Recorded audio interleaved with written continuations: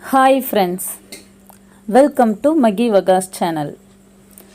இன்றைக்கி நம்ம சேனலில் காலையில் போட்ட சப்பாத்தியை நைட்டு சாப்பிட்றோன்னு வைங்க.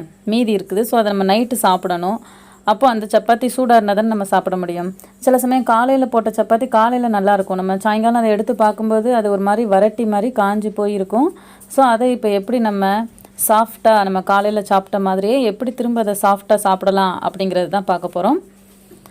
அதுக்கு என்ன பண்ண போகிறோம் அப்படின்னா, இந்த சப்பாத்தியை ஒரு இட்லி பானையில் தண்ணி ஊற்றி அந்த தண்ணி கொதிக்கவும் அந்த இட்லி தட்டு மேலே நம்ம போட்டு வச்ச, அதாவது மீதம் இருக்கிற சப்பாத்தியை போட்டு ஒரு 2-3 மினிட்ஸ் அது நல்லா சூடு பண்ண போகிறோம்.